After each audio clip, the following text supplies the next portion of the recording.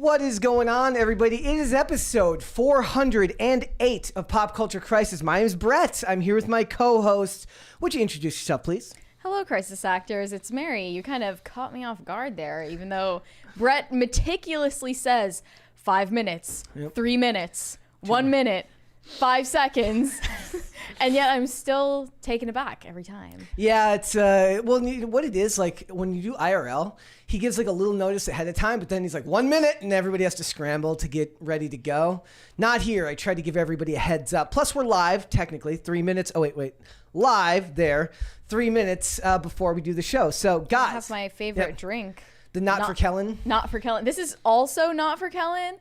But the other ones say not for Kellen, and the other one says also not for Kellen. So it's just like in order. If you try them, just know, Kellen, you're not allowed to have these. We have a chat question up today before I get into everything, because it's not really connected to everything else. Today, I asked people, what do they prefer? Do they prefer Apple or do they prefer Android? I was just curious. Right now, Android is winning with 67%. We'll leave it up there today. Mary, Android what do you got? is going to win because we have a majority male audience. Is that true that iPhones are for women? It's truly, yes. And Apple Maps is the GPS system for women. Google Maps is for men. Oh, okay, yeah. Because Apple Maps is very like dumbed down and simplified. What's the one like Waze? Who uses Waze? What's I've Waze? never even heard of that. It's like there's a great skit meta where it's like your Android phone direction. It gets you there kind of quickly. It's your Apple phone direction. It gets you there a little bit quicker. And then it's Waze, and it just shows a guy just driving through a park and hitting a bunch of children on his way to get somewhere. My brother has a Garmin. Yep. Like an actual Garmin GPS. For the car. For the car. So it's like stuck to the window. And you'll just put in an address and it'll just take you to a different state. Like, what would possess someone to do that? That's really funny. When you have an Android, you have a smartphone. I used to work for a medical supply company. I used to deliver, so we'd have to check out a Garmin every single day. It was so long ago. It was before phones, before you looked on your phone. Not everybody had like a smartphone back then. So we got a bunch of stuff to talk about today. But guys, go ahead and vote in the chat. Also, a lot of people. Andrina says, no, it's not. I think she's talking about Waze not being the best one. Remember, if you do have an Android like me, my job is to terrorize you with the green bubble that you're stuck with on your iPhone. So today we're going to talk about Bad News Barbie, ladies and gentlemen. What's going on, guys, is I think I was right. I think that Mattel, in their infinite wisdom, and I mean that literally, they knew how to market this movie. Make it fun, make it pink, make it everything that the movie might not actually be. Or was it Warner Brothers that knew better? Mattel, Warner Brothers. I mean, Warner Brothers doesn't know Mattel panders more than Warner Brothers. Whose ESG score is higher? So Warner Brothers has a very high ESG score. So I believe that Mattel and Warner Brothers, whoever is in charge of the marketing at the top, they knew what to do. They knew that this movie could not be marketed on the topic of feminism because feminism is an inherently divisive subject. Nobody actually wants to go watch a feminist movie. And there have been inklings along the way, mostly from the actors in their interviews, whether it's Simu Liu talking about how this movie is going to put the final kibosh on heteronormative gender roles and such nonsense, and the claims of feminism in between all the sputters from Greta Gerwig, like me sputtering right now. But a lot of the interviews seem to convey a different message than what is actually being marketed to the audience. So we're going to get into it because some quotes have come out from early takes on the film. The review embargo is lifted at 7 p.m. tonight. This evening. So I believe that the late review embargo date does not bode well for this film. But we're going to get into all of that because I do believe this might be one of the greatest sleight of hand marketing campaigns in the history of film. So we're going to talk about it. We're going to talk about the fact that there are multiple articles just released today about how movie studios seem to be losing hundreds of millions of dollars while a bunch of actors are on strike saying that they want them to be paid their fair share. What is your fair share of a $600 million loss, do you think? You're going to be doing the payouts. Yes. Right? So we're fair share of paying out the red. Exactly. We had a $20 super chat there from Shane H. Wilder. Okay. He said FAT, Brett will understand. What does that mean? Okay, so he sent me a tweet last night. He said that apparently he got refunded his super chat because apparently you can't say fat in a super chat. Well, who was he calling fat? I don't even. It was in the super chat yesterday, but I don't know who he was talking about. I've already forgotten that. It's that long ago. The fat cats at the top of the studios? Probably. Yeah. So speaking of the fat cats, yes. So they're posting record losses. Peacock is raising their price because they can't seem to turn a profit, but the actors want to be paid more. So we'll get into that. We're going to talk about the fact that there is some news going around that the Andrew Tate interview with Tucker Carlson is apparently the most watched interview of all time. That is a little bit of an asterisk if ever I've seen one. We'll talk about it. We're also going to talk about the fact that his house arrest has been extended 30 days and the fact that more and more what you would call conservative speakers and influencers seem to be kind of turning their back on this guy. You know, maybe they were doing that to begin with, but it feels like the sentiment is changing around the character that is Andrew Tate. Also, Ariana Grande is a boss bitch, and apparently that means that you can't be married, right? Well, she's getting a divorce. This is news. And a lot of her fans are instantly demonizing her now ex-husband and saying that it was because he couldn't handle her girl boss career. What does it actually mean to handle a girl boss career? I guess like Dolly Parton's husband? I understand it. Like any normal person wouldn't want to be away from their spouse for many months at a time if they're over in another country filming a movie or they're on tour across the world. Yeah. That's not something that normal people deal with, but at the same time, don't date a celebrity then. I guess like Dolly Parton's husband might be the best example of somebody who's done it very well. They've been married for like a gazillion years. You have to be someone that like is able to let the other person in the relationship have the spotlight. You know what I mean? Yeah. And some people just don't want to do that. Yep. There's one more $20 super chat there from Super Guy CRT. For Mary's Bear Fund. Are you buying a bear? We'll get another Mr. Fluffykins here in the background, but there's no room. Yeah. There's no room. Like it's all full. I don't know if you guys can see, but there are no gaps. We could build a shelf. We could put up a shelf like we did for the Another PTZ one, camera. like not that way. Yeah, we could put it behind you. We could do that because we put the shelf up to put the PTZ camera that does this angle on there. So maybe we could do that. Yeah. So we'll get into that. We got a bunch of other stuff to talk about. So guys, before we get started, would you hit the like button on this video? Would you subscribe to this channel if you have not done so already? People are asking where my golden locks are. This is what you get today. It's coming out the front of the hat. There is golden locks there. Yeah. I still think it's cheating, and it looks good underneath the hat. So I don't know what you're so insecure about. I just wanted to wear a hat. And I'm today. not even lying. I'm not being sarcastic. It does look good. So, well, it's maybe tomorrow. We'll talk about tomorrow. Guys, if you have a super chat, $20 and over, remember, just like those we just read, we will interrupt the discussion. We will read them right then and there. We will get right back on topic as soon as we're done with it. So if you're ready, Mary, are you ready? Yes, yes, yes. Let's just get into it. Okay, first things first. Rachel Zegler continues her drive to be the absolute worst person in Hollywood to market her movies and films. It says Rachel Zegler has a message about nonsensical Snow White casting discourse. She tweeted, extremely appreciative of the love I feel from those defending me online, but please don't tag me in the nonsensical discourse about my casting. I really, truly do not want to see it. So I leave you with these photos. I hope every child knows they can be a princess no matter what. And she included a photo of her dressed up as Snow White when she was like 4 years old. Do you think that's part of the problem? Like Streisand affecting your own haters online to bring more attention to it. And there probably isn't even like nobody is talking about Snow White. Yeah.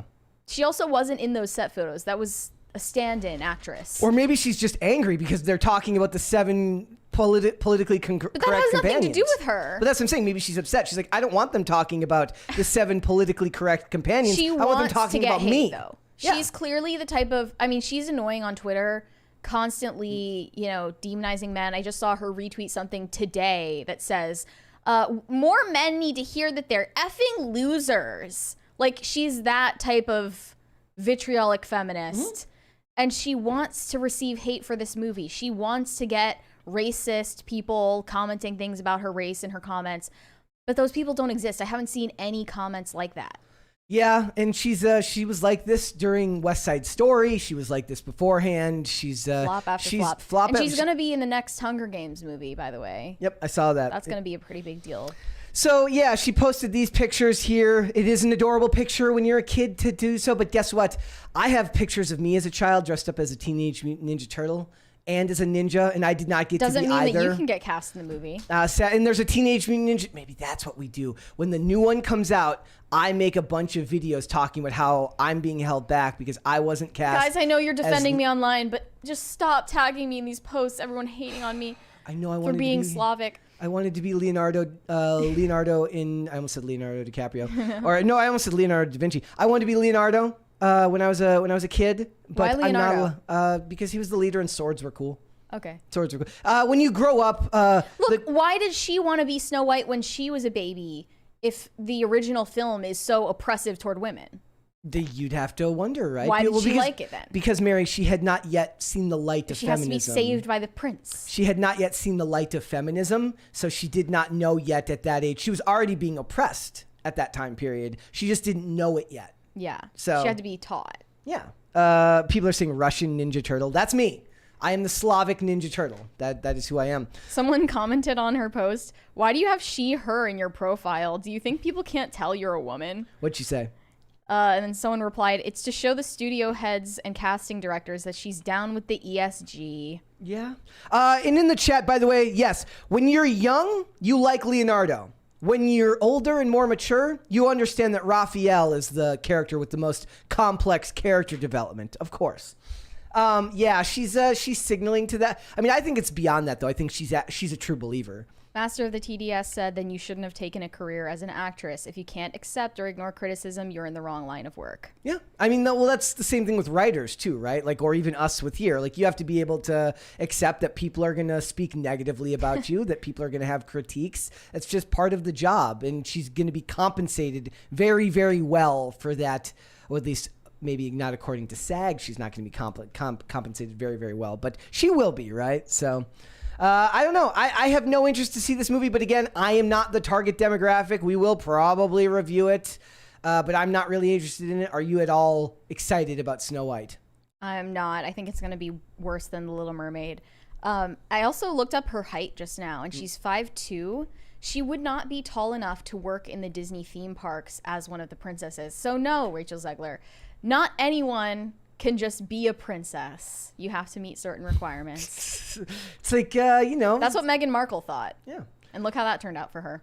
And, it's people want to be like, if you wanted to play pro basketball, there's only so many players the height of like a Muggsy Bogues when he was playing that can play pro basketball at that high level if you're short. Sometimes, maybe the thing is, though, is that like men learn early that your dreams are just that, your dreams, and they're going to get crushed fairly quickly. Women are no longer, they're encouraged to believe the lie for as long as possible. Does that sound rude?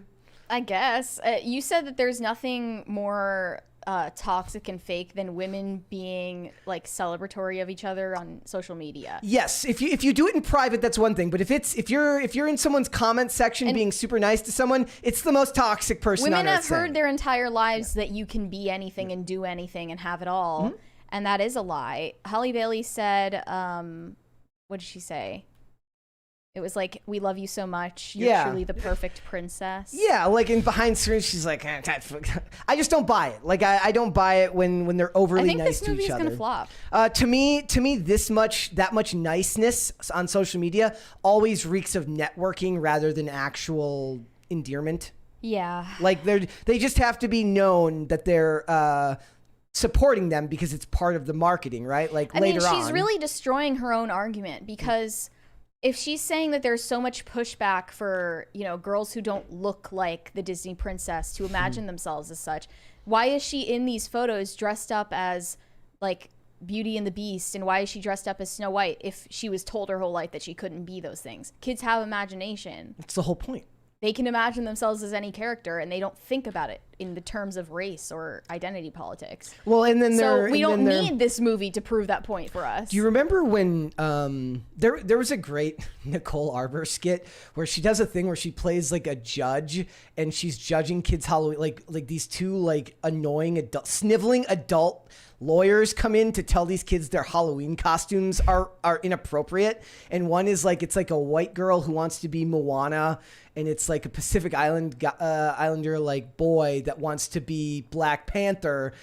And then the whole thing is just like them basically like her making fun of these two like dorky adults telling these kids that their costumes are inappropriate because it's that's a construct that adults put on it, right? It's not a construct that kids put on it. Yeah. So you know what, Rachel Zegler, maybe to me, this screams that the attention's not on her. That she's upset that the attention's going to the one dwarf and the 6 people who look like they're from Portland on their way to the food stamp counter. Like that's what it looks like to me. Yeah. So I don't know. It is what it is. We'll see, guys. But let's talk about, speaking of Disney, we were just talking about Disney. Let's talk about the Disney heiress arrested at climate protest. Yes, Abigail Disney is out signaling to people that you should not be polluting the environment. Also, didn't I just see recently? Why is she on the ground? Didn't I just see recently that we had the hottest cumulative day ever on record in the history of the world? Where? Here. Really? Guys in the chat, did you guys remember seeing this? It was on like the Clown World thing, but apparently there was a thing where it's like apparently like all the temperatures in the world combined made it the hottest day on record or something like that. It was absolutely ridiculous and stupid. Okay. But people were like, "Oh yes, ever in history we haven't been keeping temperature that long." But, you know, it's for climate change. So they blocked the main entrance of the East Hampton Airport, which serves private jet and charter flights. Imagine I wonder if she's never flown on a private jet before. Does anybody really buy that? Does anybody really buy that? Nobody actually buys that. Why is she just on the ground? Is this the type of protest where they all just lie on the ground? Did you see the ones the other day of the people who were gluing themselves to the street in front of cars? No. Yeah. Oh, yeah. They were gluing themselves to the street in front of cars. Well, I think they were just sitting there. They weren't glued to the street. They were willingly, like, risking their own lives. Blocking truck drivers from bringing all of the food into the cities that they don't produce. By the way, I didn't know this, but I think it was calculated that every big city has 3 days of food supply if they were to stop. Yeah, if at any given time, if they were to stop delivering it in from Middle America, which they hate. Yeah. Yeah. It's, I mean, it's absolutely ridiculous. And so they glued themselves to the street, and the best part is, okay, so a guy gets out of his work truck and he picks this guy up and he just moves him over to the... Yes, I saw that. And then the guy and just then they got back in front of the truck. Yeah, but that's not the best one. A woman gets out and grabs a girl by the ponytail and just yanks her off the side of the road. Yes. And the average person just sees it and they're just like, I got no sympathy for you. Like, that's queen shit. I think a lot of people would say, like, I think Tim would say, he's like, look, civil disobedience is how you protest. It's not violence. And it's the idea is that you inconvenience people to raise awareness for your topic. But the average everyday person doesn't want to hear that. The average everyday person is late for work. The average everyday person is not Abigail Disney, who says, as a person who has been privileged enough to use private jets, there we go, I know it's hard to give up a luxury that is special, but I also know that as time has passed for spewing greenhouse gases like this merely for our personal comfort. So she doesn't want you to be able to ride in them anymore. I'm guessing she flies commercial now? I guess. But first class. The events of the past week alone, with Earth's average temperature hitting an all-time high, drought and fatal heat waves across the country, floods in Vermont and New York, and ocean temperatures around Florida well over 90 degrees, should remove all doubt once and for all. The wealthiest 1% uses as much greenhouse gas as the entire bottom 50%. It is time for a real change, and this is the most obvious place to start. Another insane thing I learned recently, which is not a conspiracy, that this is stuff that the airlines have admitted to doing. They're taking different routes in flights now that cause more turbulence because it emits less carbon. And I've had, in the last 2 flights that I've had, I had more turbulence than I've had maybe in the last 5 years that I've flown. Yeah, that's what the climate change activists are really rooting for. It's for the elites to keep their material comforts, to keep their red meat, to keep, private jets, and make all of our quality of life plummet. Yeah. So that they can keep their quality. I guess I can kind of respect the fact that she's saying like she's, I guess, calling out the elites who fly to their climate conferences in Davos and, on their private jets. At least she's not blocking truck drivers. Yeah.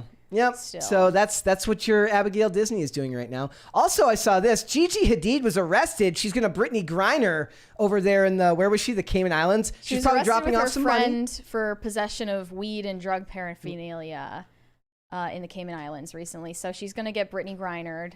They're going to keep her there forever. She's going to get her own comic written about her. She's going to be an American hero. Yeah. Well, it's At least she's prettier than Brittany Griner. She's an attractive woman, and I'm sure that she's gonna look even prettier now that she won't have the drugs. She's gonna look great in that mugshot. Do you think that they let celebrities like take a second photo? They're like, can I get one more for me? Get my good side. Get my good side. Yeah, they make you turn to face the other side. Can you get my good side? I love and when then people flip the smile image? in mugshots. She's gonna end up on mugshotties. Sometimes you're not allowed to do that. Not everyone will allow you to smile in a mugshot. They'll make you keep a somber, straight face. Interesting. Yeah. All right, guys. So with the SAG, on strike and the writers on strike, The Rock's over here like, sucks to be you guys. He is receiving the highest upfront payday in the history of acting, apparently, $50 million for his movie Red One with Amazon Studios. $50 million up front. That's a lot. That's a lot of money. Dwayne, can I borrow some? I guess he's not getting his fair share. What's his fair share, right? Like what is the fair share that he's supposed to donate to these people? They're saying it's a Christmas film. Prime Video released the 2023 holiday season. The first thing I thought of when I saw this was Jingle All the Way with Arnie, but we'll see. It says, have you seen the trailer for The Monkey King? Yeah, that's gonna be on Netflix soon. They put out the trailer for it, and people are all saying it's just a copy of Kung Fu Panda. Okay. But with a monkey. Monkey Panda. I don't know. Kung Fu Monkey. I like it. I'm fine. Seemed okay. It says, before $50 million for Red One, the highest salary The Rock had received, I will never call him Dwayne Johnson. He's The Rock. Had been the 2019 Jumanji, which he received $23.5 million. Like I said, that movie sucked. The first, the remake. I mean, the original Jumanji with Robin Williams is a classic, so you're never going to capture that magic again, anyways. So, I kind of judged it on different criteria. The Rock always has to be in a jungle. Or in the or on a helicopter. It's kind of racist when you think of that. It's probably his choice. I'm guessing he's not making movies he doesn't want to make. So $50 million. I wonder where that sits with like the salary. Like I wonder what Stallone made for Samaritan. Remember Samaritan? Yeah, I do. Like I wonder where what Stallone made for that movie, because I like that movie. I thought that movie was fine. Probably way less because it was made independently of the big studios. Yeah. Well, no, this is an Amazon movie. No, the Samaritan movie. But that came out on Amazon. Was it? Yeah, it was Amazon Prime. Produced by Amazon? I don't know if they produced it, but it was not. It didn't get a studio release. Maybe. Yeah. Oh no, maybe that one was supposed to get a studio release and it got bumped because of COVID.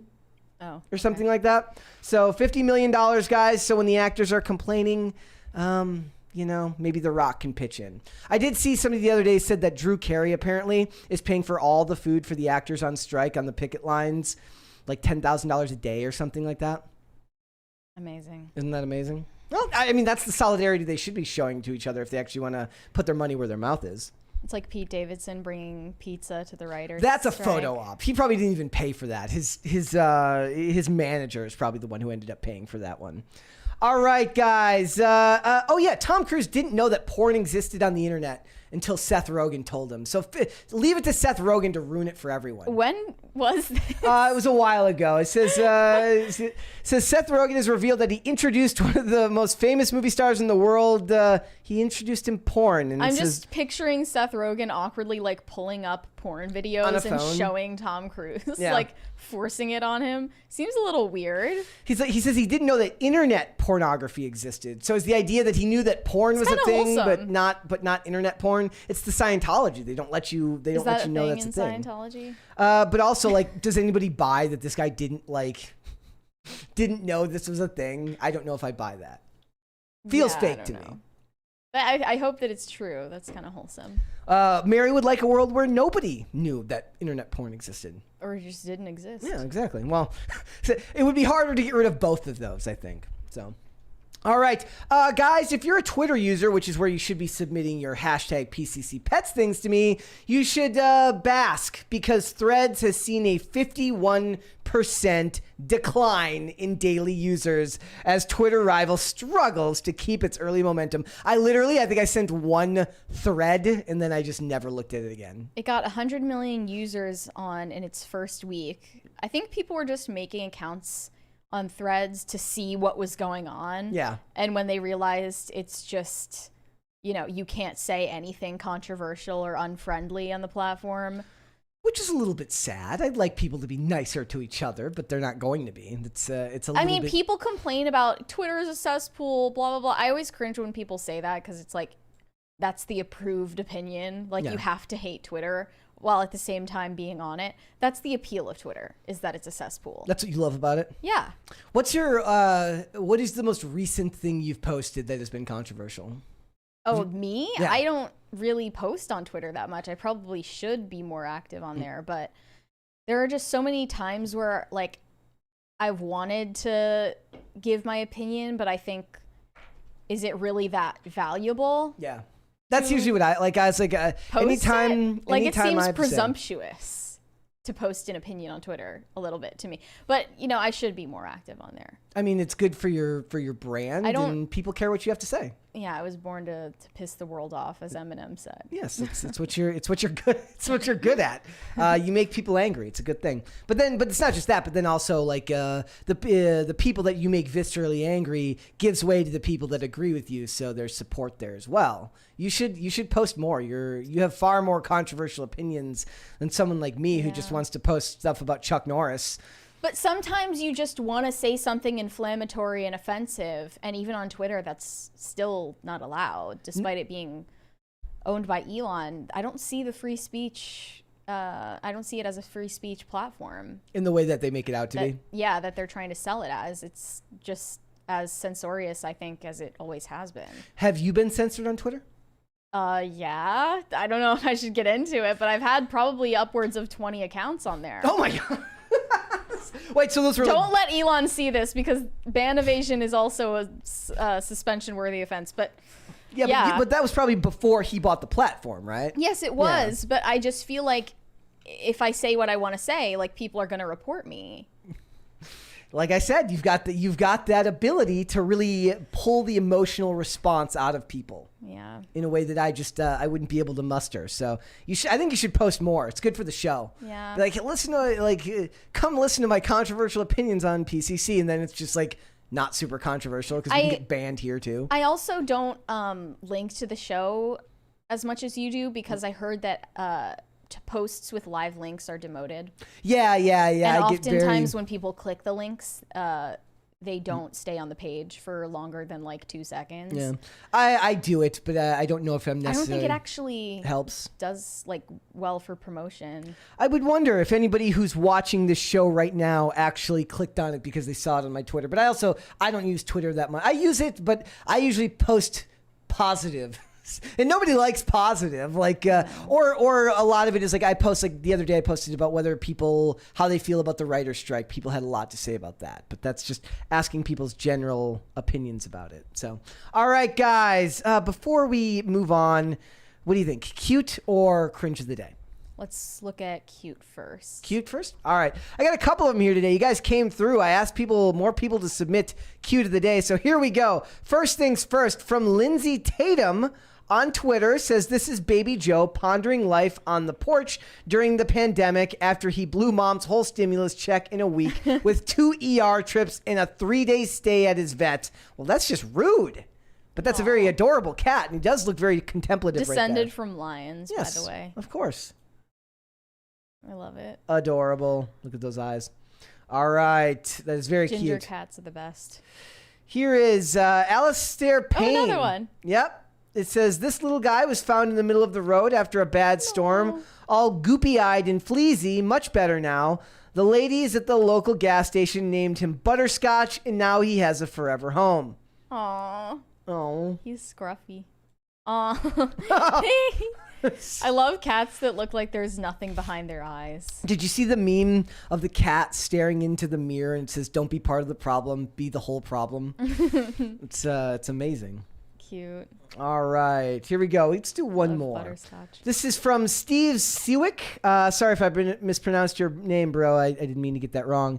Since y'all kind of like tortoiseshell cats, here's our 7-year-old tortie, Echo. She enjoys sitting on the couch and watching PCC on my iPad while I do house chores, or at least is perplexed by this noisy, strange device with moving pictures. It's likely me in my shrill voice that's giving the cat pause. He identifies with us. He does. Giving the cat paws. Yes. He had those already.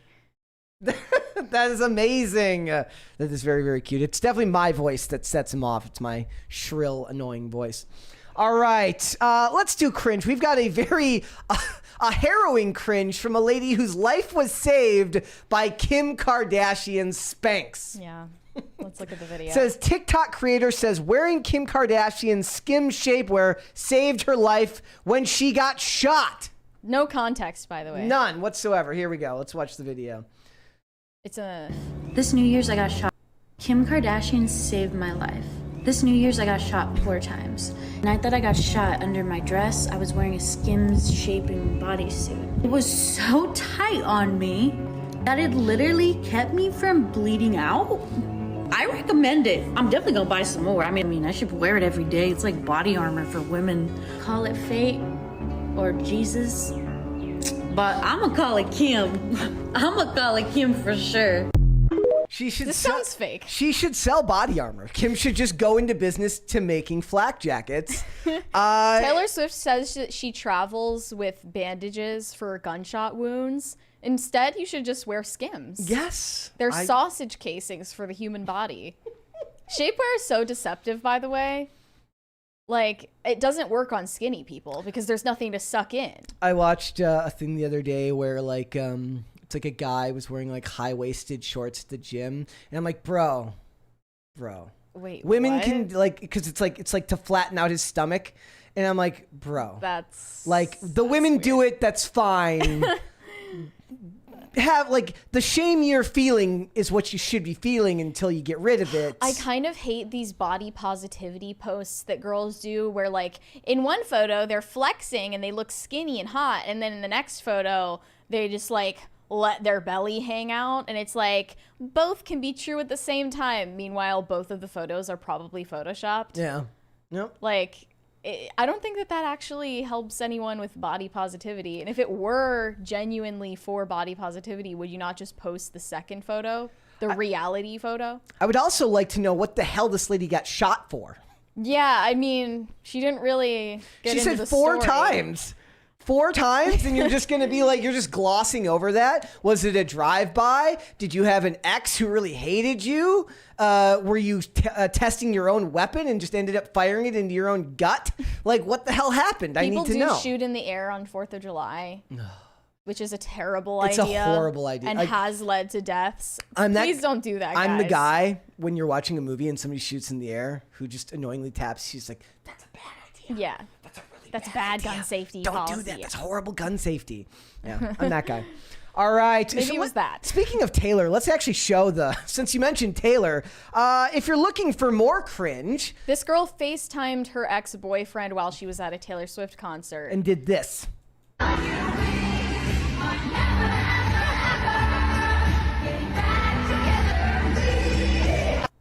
And the guy's just like... He's just sitting there. Why the hell would I want to get back with you, you crazy loon?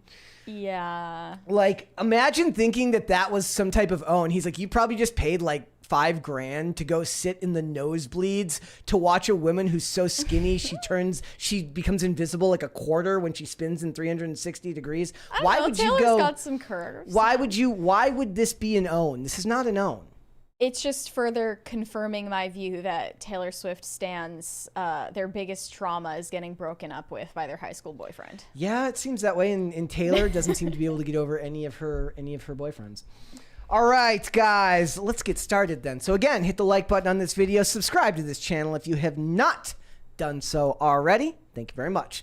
All right, so if you're looking for a great headline when debating on whether you want to go see the Barbie movie or not, this is one that was read from a quote from somebody named Doug Dillaman, who says, if you take a tequila shot every time the patriarchy is mentioned, you will die. Yeah, this was on Letterboxd. His full review said, I had a vague idea of what to expect from this movie, but it did not include if you take a tequila shot every time you hear the word patriarchy, you will die. Not gonna rate this because it's officially embargoed and not sure if I would bother anyway because it will probably be the most divisive movie of 2023 and I had an internally divided reaction. But it's certainly something, and geez, am I glad I'm off Twitter for this discourse. Oscar nom for Margot Robbie, please. Yeah. So he thinks Margot Robbie did well in the role, but that the movie this itself is going to be the most divisive movie of the year. Yep. I think that what we're looking at right now is the fact that Mattel and Warner Brothers knew exactly early on. They're like, look, we spent $100 million on this movie. We need to make this a success. Feminism is an inherently divisive topic. How can we market this movie as anything other than what it is? And so you make a pink Barbie playhouse. You put a pink Doctor Who, a pink TARDIS in the middle of London. You market this movie on literally everything but the feminist messaging that, to be fair, the actors have had not a single problem pushing forth when they're promoting the movie. This just means that the studios at least know very well that, you know, politicizing a movie is alienating to mainstream audiences. And they know that feminist messaging doesn't get people to go see your movie. And they continue doing it. They continue allowing it. But they're using the marketing to bait and switch us. I certainly hope that that's not the case, but it sounds like it's going to be worse than we originally thought. The mention of the word patriarchy or other buzzwords is just going to be a cold shower during like the viewing experience that really takes you out of it. Grace Randolph says it is one of the greatest movies she's ever seen. It's a super fun, super feminist movie. She could watch it on a loop. So Grace Randolph, if I remember correctly, and I think Mr. H Reviews mentioned it today, she didn't like the last Rambo movie because it portrayed Mexicans as members of a cartel, which she said was stereotypical, not realizing that you're not portraying all people that way. You're just portraying the drug dealers that way. But she's a feminist, and she's very, very far like a left. Nice lady, but No. Very misguided. And then there was this male feminist that wrote a very obnoxious article in response to that review, and we got this covered. And he said that Barbie, after leaving the perfection of Barbie world for the real world, bumps into real world concerns, like the fact that it's pretty damn misogynistic out there. Yikes. And directing a summer blockbuster with wide appeal that also delves into feminist theory is a tough line for Greta Gerwig to walk, mostly because of all that misogyny. Or maybe it's just because our tastes are for something that we can enjoy and not to be educated in a movie theater. Not to be lectured at. Well, it's like, and let's not even say that there's not even a place for those type of movies. It's not a movie that I'm going to watch. I'm not going to watch Little Women. But it doesn't need to be $100 million summer blockbuster, which is what Mattel and Warner Brothers seem very, very keen on keeping from you. There's a $20 one there from Tom. Bomba Derp. He said, looking forward for the Barbie release just so we can move on to the next current thing. Remember, kids, the patriarchy doesn't make the world you live in. It makes the world you live in better. Merit yields results. Well, then in this case, guys, the embargo is lifted again 7 p.m. tonight and I believe at noon tomorrow for Oppenheimer. And I said on Twitter, I said the late review embargo lifting here is concerning because what I think it was is they realized that the messaging in the movie was feminist. Got another one. From Eric Wrights. He said, yes, hello. I don't by any means work in this industry or for the guy who made it or the company who released it, but Dave the Diver is an awesome game. Opens up around 8 hours. Give Vivek Ramaswamy a chance to s'il vous plaît. I'm open to listening to Vivek. Is it Vivek? Tim, I think Tim says Vivek. I don't know. I thought it was Vivek. His bit about patriotism that I heard the other day was good, but I'm not paying close enough attention. I'll pay closer attention to all that stuff as we get closer to election season as best as I can. But right now, just let them fight it out. I heard something about Trump getting indicted again today because they want to keep him from running, and I'm just like, whatever. Yeah. But Barbie, am I right? That's what this country really needs. Matters. That's what really matters. Look, Mattel understands, and I think this is what happened. I think they saw that those early ticket sales were good because this is, I forgot, I had this pulled up too. So apparently they switched originally there's a $20 one there from Steve Suick. Steve, you'll have to let me know how to pronounce your name, brother, because I don't want to keep getting it wrong. Yes, my fiance said if I got our cat Echo on the show, she'd buy me a new TV. The chat can now fight about preferred TV brands. LG. Okay. I have no idea. At least it's not a Nintendo Switch. Enjoy the new TV, my friend. But I saw that, look, originally the review embargo for Barbie was supposed to go up on July 13th, and they pushed it to July 18th. Yeah. I think that they realized that the movie was going to have divisive messaging, and that divisive messaging was going to be labeled in the reviews, so they wanted to prevent you from being able to read those reviews as much as possible, and then they doubled down on the fun marketing. So, again, I think this is, it's sleight of hand. It's look at the pretty pink Barbie playhouse over here. Isn't this so fun and cool and interesting? Well, all the messaging is being spewed by Greta Gerwig, and nobody watches those interviews anymore. It's not like that. What did it have, like 200 views? The one that we were talking about, the one of Greta Gerwig and Margot Robbie. And Simu Liu's interview got barely any views. They had barely any views because they understand that nobody cares. They're screaming into the void about how deep this movie's message is about like women's place in society and like what Barbie represents for feminism, and no one cares. Let's watch this clip. Lorena Creole reposted this on Twitter. I really want to get her on the show. You guys should send her a message, or you should send her messages on Twitter. Say that she should come on our show because she doesn't have open DMs, so I can't get a hold of her. Here we go. Let's watch this clip. Let me put it on screen. I want to ask all of you right now, what is a Ken? How does one spot a Ken? That's so funny because when we were like in prep for this movie, two of our wonderful producers, one of whom is also my husband, when David and Tom would like start talking about like Bitcoin or something, like Greta and I'd be like, they're being such Kens. He cares about finances, Mary. What a Ken. They talk about golf, we're like, stop being Kens. So it's hard to define what makes a Ken, but there can also be big Ken energy, and that's a good thing. Whereas Ryan says Kenergy. Kenergy is, it's not something you can define, it's just... She's just too old to know what Riz means. Something you can sense and you know it. Yeah. How do you guys spot a Ken? I think a Ken for me is just kind of there, you know? I think a Ken is a great accessory, but that's what I loved about, you know, Greta's imagining of Barbie is that the Kens are just supplemental characters to these Barbies. While Barbies can do everything, Kens are there to kind of support.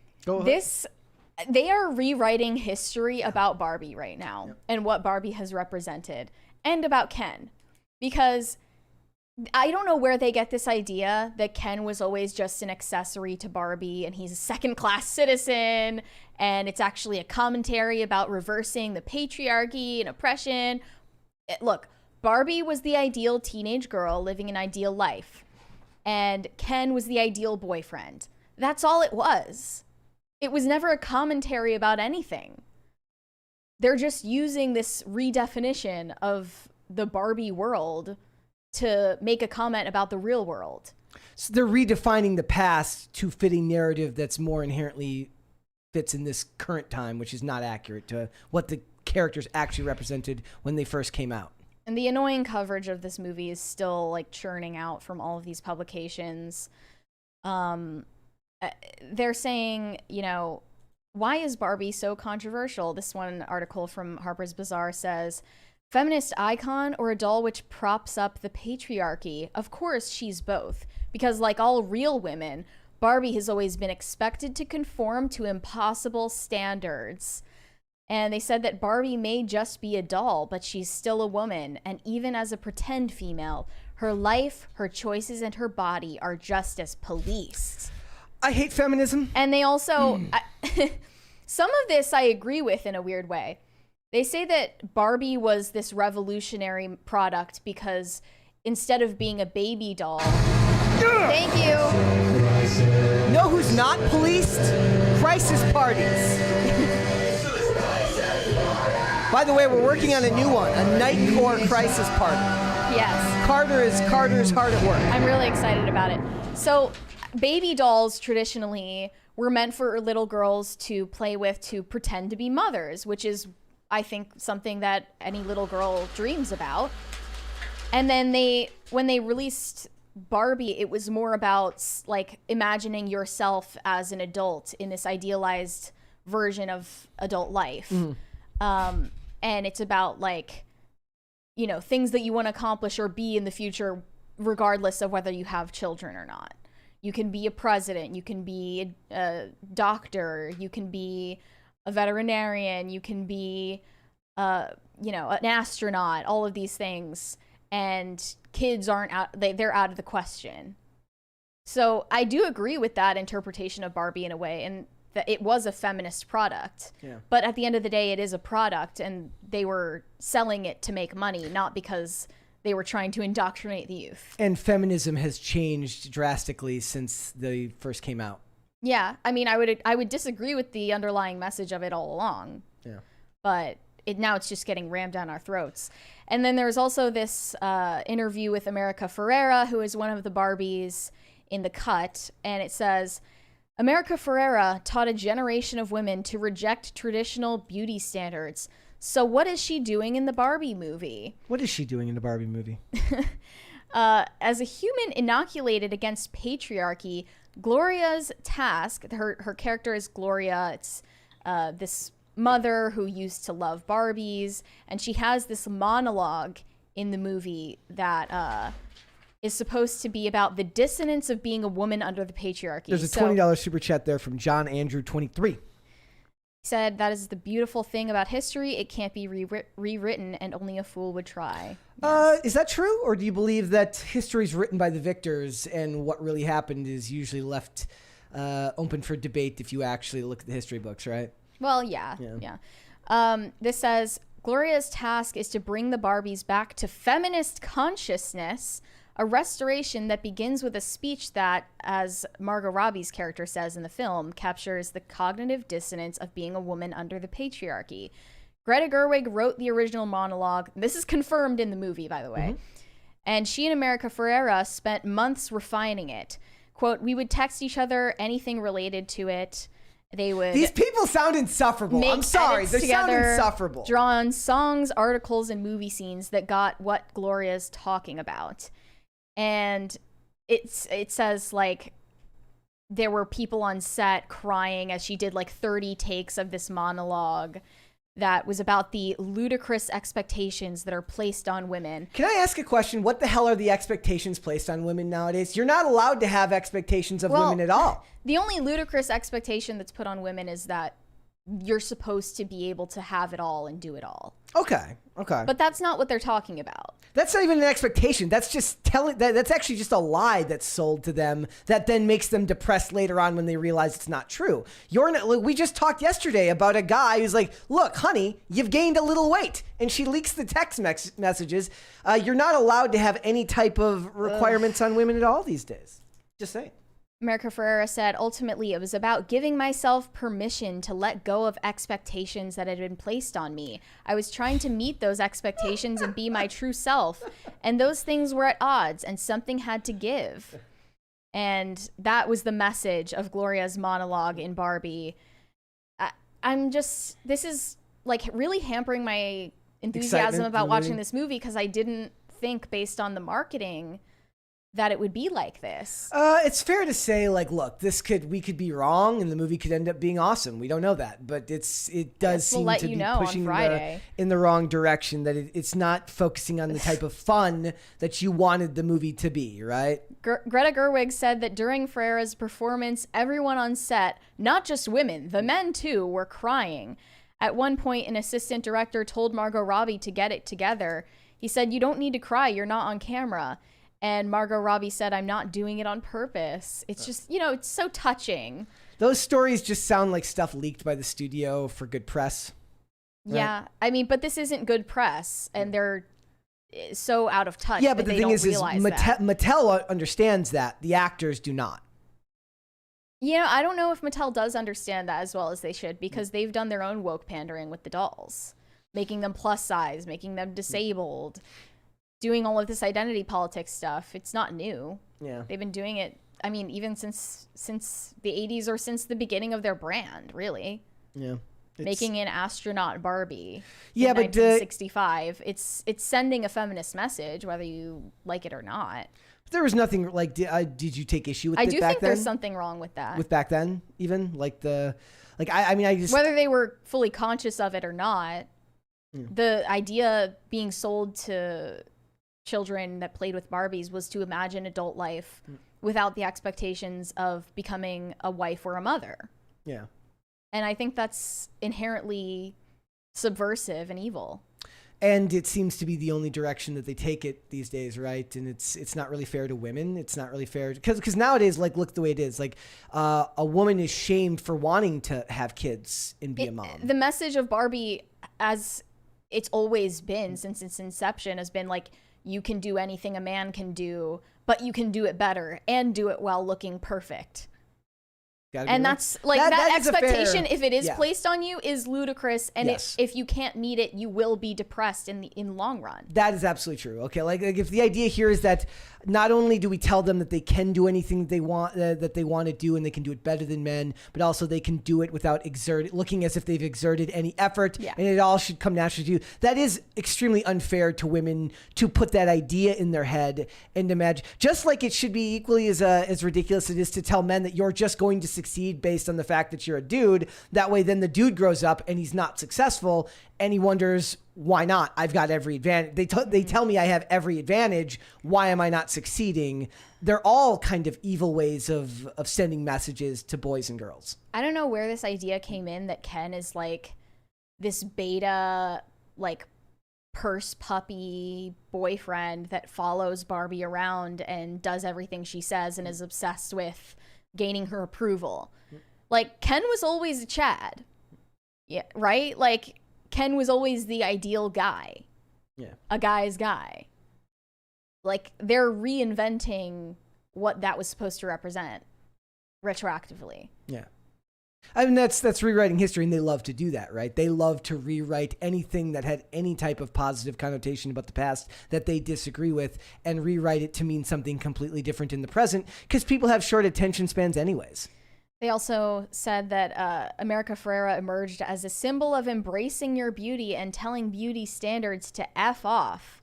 She said, I had internalized self-loathing. I was surrounded by women who deeply internalized those standards and expectations and taught them to me.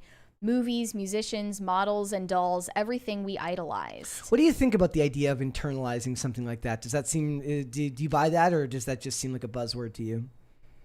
I mean, any time that women are self-critical, they're told, no, you're perfect. There's nothing wrong with you. When the message should be, you can't be perfect because no one is perfect. And that doesn't contradict that you still have inherent worth as a human being. It's kind of what I hate about the idea that we used to just tell people, like, tough, life isn't like life's hard. Life isn't an equal playing field. Yeah. And that used to be a thing. Like, life's not fair. That used to be a very simple phrase that we would tell people that I feel like gets lost nowadays, and is actually an important thing for people to understand, that life's not fair. Some people are going to have more advantages than you. Life's not fair. Sometimes there's a reason that Barbie was never depicted doing the hard jobs that men do that keep society running. They're dirty and difficult and dangerous. Yeah. Barbie was never a construction worker.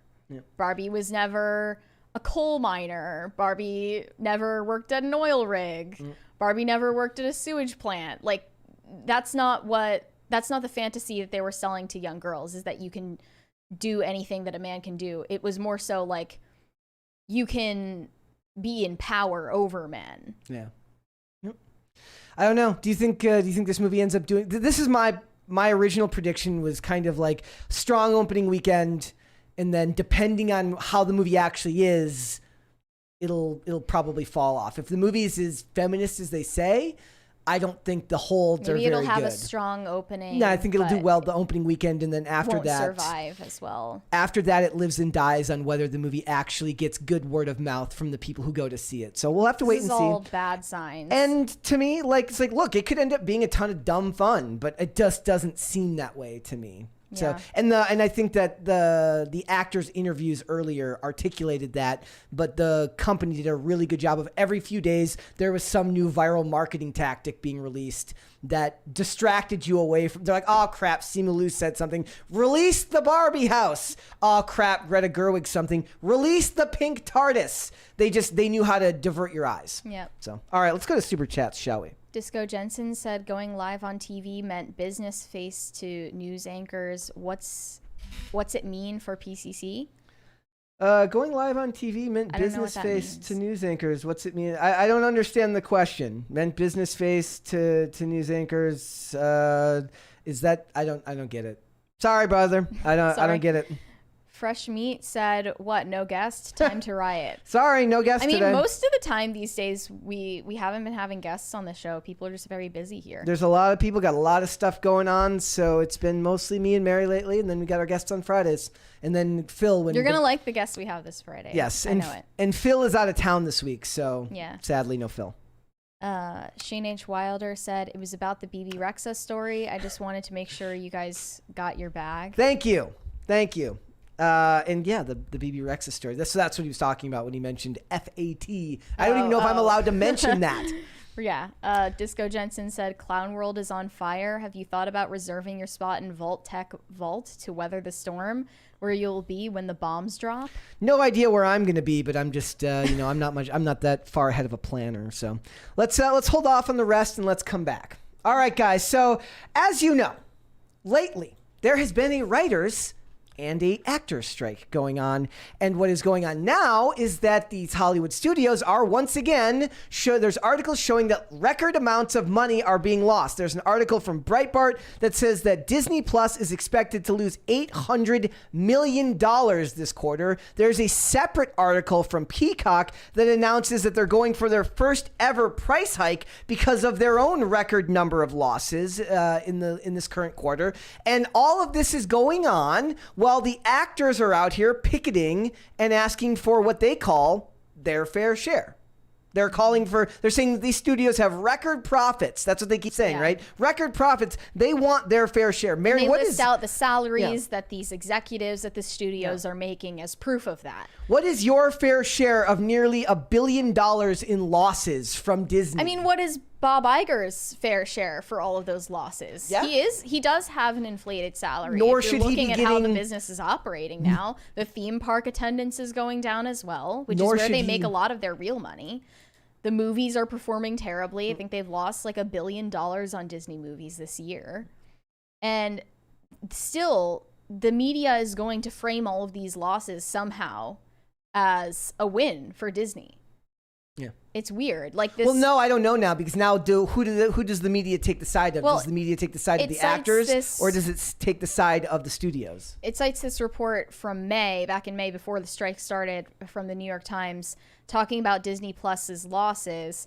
And it said that its streaming business losses totaled $659 million, an improvement from a year earlier, and a vast improvement from the previous quarter, when losses totaled $1.1 billion. Streaming revenue climbed 12%, reflecting a sharp increase in revenue per paid Disney Plus subscriber. And this is framed as a win for Disney because the losses were down that specific quarter, and now they've gone right back up to $800 million. Yep.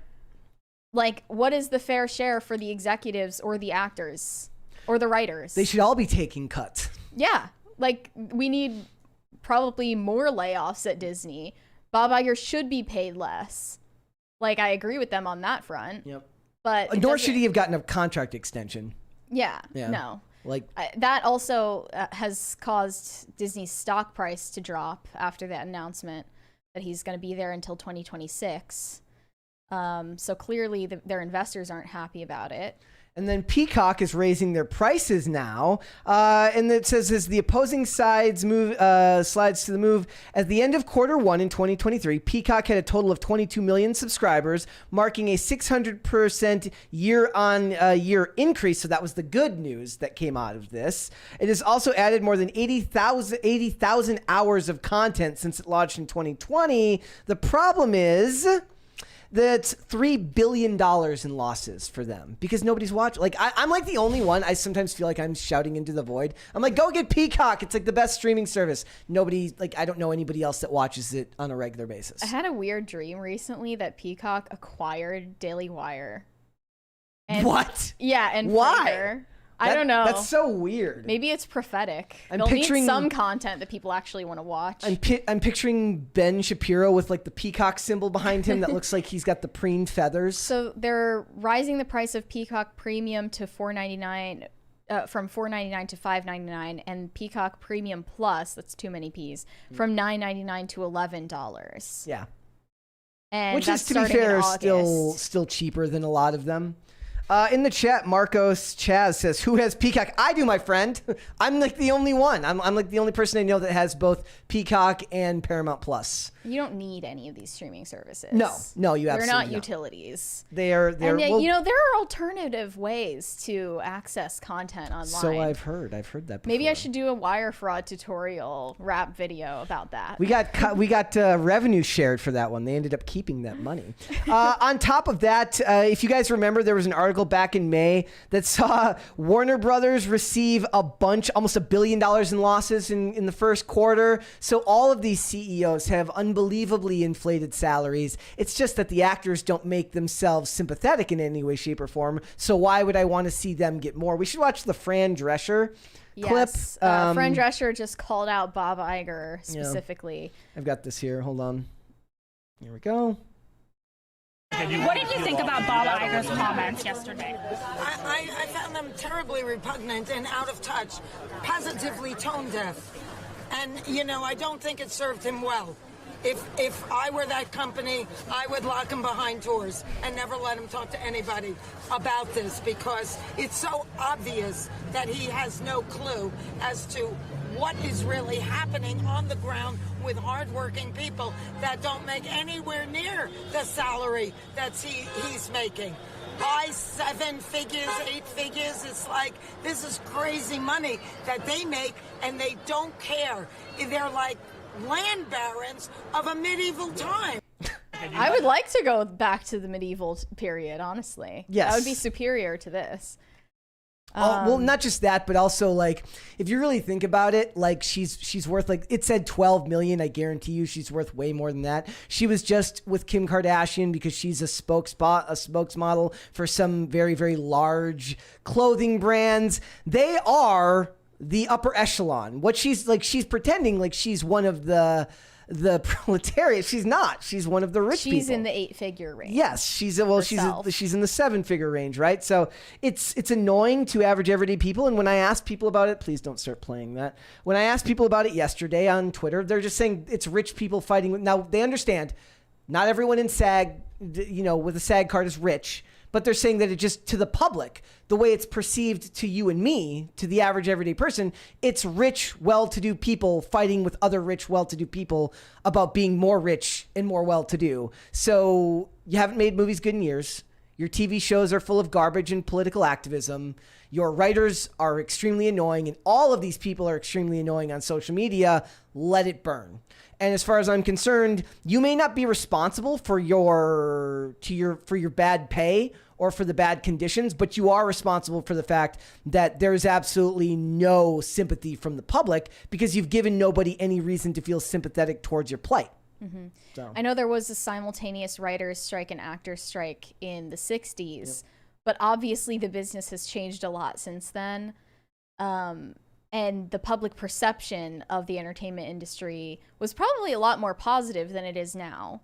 And they're not doing anything to combat that perception that it's just rich people infighting about who deserves more money. And there's an argument to be made that, like, look, the rich, the ones that are already rich are the ones that get the attention. So it's like the articles aren't being written about the ones that don't have the money because there's no interest in reading those articles. Even the screenwriters that are complaining are annoying to me. Oh, yeah, they're worse. Like the girl that made Gordita Chronicles is complaining about how she's not making enough in residuals for her incredible revolutionary show that she based on herself. Yeah. They're all narcissists. And their products aren't making money. That show got taken off of Disney Plus because no one was watching it and it was taking up server space. Their complaints are ridiculous. So David Duchovny, he had some stuff to say about it, which is kind of, I like it because David Duchovny is on the X-Files. AI is a big discussion point that's happening with a lot of these things. It's so funny. Like, they just found this new way to make movies without us. Yeah. Let's strike. Yeah. Like, that's the most illogical response you could possibly have. Let's just give them full license to start making movies without us involved. Also, it's one of those things like in the future, it's not just about residuals. It's about the fact that the AI version of you won't talk back and be annoying online. They just found a replacement for us. Let's strike. What? Get back to work, they say. So on top of that, there was an article here from Moody's that says that the new labor deals could cost these companies up to $600 million. Disney has lost $800 million. Peacock is suffering $3 billion in losses, over $1 billion in losses at Warner Brothers, and these contracts are going to cost them $600 million more. What do you expect to do? Are they going to really want to give that to you when you're not making stuff that actual people want to watch? They're just going to make more reality TV. Yep. Whether people like it or not, or people clown on reality TV, those shows do amazing. Mm-hmm. They do amazing numbers with a quarter of the budget and less actual problems from the cast, because all of the problems from the cast can be turned into storylines and used to market the products. Like, it's a no-brainer in a lot of ways, and this is what happened during the 2007 and 2008 writer's strike. I finally read another one of those articles the other day where somebody reposted the thing that says the rise of Donald Trump was due to the 2007 writer's strike, because thanks to that strike, we got stuck with more seasons of The Apprentice, and they're like, it's what really turned him into a cult hero. And so the reason why we had an alt-right Yahtzee for a president, according to them, is because actors went on strike in 2007. I don't know if you still have this pulled up, but I sent you this AI generated video of a droid. Oh, yes. I do still have that. Hold on. Performing a song in the middle of, I think that the rest of the scene was taken from Star Wars Episode 2. Here we go. But it's like, if we can have this, why do we need actors? Yep, here we go. Hold on.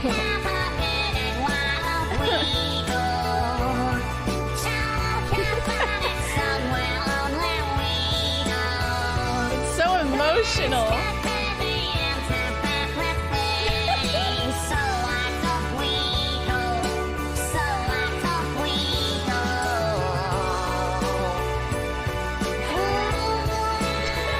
I'll be fair here. So Jeff Gann in the chat, who's been very mean to me today, says AI can't even make realistic hands and speak without sounding like a robot. You think AI could make Mission Impossible? The problem is, though, we now have yes, yes, yes, and that's the content that people are okay with now. They're watching NPC streams in their free time. They're watching NPC streams with a bunch of hot women that just sit there and act like robots. So the idea isn't that it could make content as competently as a human can. It's that our human standards have been lowered so far because people are sick of politically active actors and messaging in their movies, and two, our phones have made us dumber and people are just willing to accept less. And especially when you work your way down to Gen Z, no, my dad's generation isn't going to go home and watch an NPC stream, but Gen Z and younger, they will, and they'll put up with it, and it's going to cost these studios nothing to make that. Yeah, and I'm not in favor of AI replacing humans and AI taking over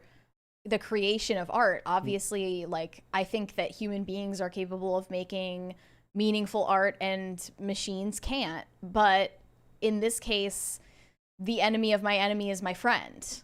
And same thing with the studios. If the studios are the enemy of the actors, the enemy of my enemy is my friend. It just so happens to be the case. Yep. I don't know. And look, the actors aren't going to get any sympathy from these people, and the executives aren't going to get any sympathy from these people. Because like you said yesterday, the executives are the ones that greenlight these projects and let these writers make this garbage content. Like, the question isn't like, should Gordita Chronicles have been pulled? The question is, why does something that seems to be that unappealing to so many people end up getting made to begin with? Right? Like, or the millions of shows that have been greenlit and written like and produced in the last couple of years that nobody seems interested in watching, but they have no problem with making. And I don't think it all comes down to AI. I think the residuals is a big part of it. Cal Penn says, if you remember Cal Penn, says the idea that these big media companies who are making a lot of money, again, where is this lots of money that you keep talking about? It's a buzzword, just like fair share. That are making a lot of money, even as our business changes, are not willing to increase pay by more than 5% when inflation and everything should account for 11% isn't tenable. Well, vote differently, my friend. You know, making money on toys, not your art. And at the end of the day, like somebody pointed out, like it's not a fair comparison entirely, but they're like, look, every time somebody he's like, when my plumber comes and fixes my toilet, I don't pay him residuals every time I flush my toilet. Like, I don't know if that's a fair comparison, but you know, it is one of those things that maybe we're just going to live in a world where royalties Glenn saying, you know, I showed my tits on Netflix, so I deserve residuals. Yeah. Like, if you think that your job is inherently demeaning, that's not my problem. You chose your career path, not my problem. Well, it's for a lot of it, right? It's like when they talk about, like, look, this is our retirement plans. I'm like, you chose to work in a freelance industry. Yeah. You have to deal with the burdens that come to... I don't see a freelance writer strike. Yeah, well... No, like, there would be even less support for that. Like, imagine like journalist strikes being like maybe the least liked thing that anybody's ever made. They did try to do that, by the way. I know they did that over at Vice and a couple of those other ones they tried to, and nobody really. HuffPost was doing layoffs too. Yeah, and then look, like Tom Cruise spoke to SAG last month about how he says basically talking about AI, and he's like, look, be very, very careful about this stuff and lobbying against it. Funny too, because his movie is about his movie is about AI as well. So you know, it is what it is. How do you see this ending? Do you think this ends anytime soon? Oh, I think it goes on for a good long while. I hope it goes on as long as possible. Well, the longer it drags on, like I want them to be inconvenienced, and I want them to stop producing drivel. Yeah. So if only the most popular shows get the green light to continue production and promotion, then that's what they should have been doing all along. I saw that what they're going to be doing is they're going to be running Peacock on network, or I'm sorry, Peacock. They're going to be running Yellowstone on network TV this year. Maybe we'll see network TV make a comeback. Well, no, that's what they're saying. That's the biggest. Disney is trying to shut down Disney Channel soon, and then ABC is also a huge loss for them. Yeah, no, they said network TV is where it's worse. Like, it's in free fall right now. Like, nobody cares about network television anymore. Yeah. So, all right. Do we got any super chats, or were they all 20s? We got a couple. Disco Jensen said a portion of Twitter is concerned about that MF is not real lady. Is she missing? Is she a Fed? Is she real? Thoughts? I saw the other day somebody said that she is on a cruise. What? And that's why they weren't able to get a hold of her. She's on a cruise right now. Well, why would they not be able to get a hold of her? I'm just telling you what I read. She's like, I'm on vacation. I don't want to be. That's where she was going. Yeah, that she was going. But she got off the plane. They also said that she wasn't on drugs or in any way altered. That she was just freaked out by the person standing next to her. So I don't know if I I don't know if I buy that. You know, but I would like to know. I think she was right. I think that MF was not real. Who do you think he was? And we should we believe women. Start believing women when they tell you that MF over there is not real. All right. I love schizo videos. Okay, Tom Bombadurp said Ken was a girl's guy, not a guy's guy. Yeah, he definitely wasn't like a hyper masculine dude. I don't think so. I think he was supposed to be like the idealized like California surfer bro, and he was a Chad. Ken was always a Chad. Ken did not look like he knew how to change a car tire to me, but I could be wrong about that.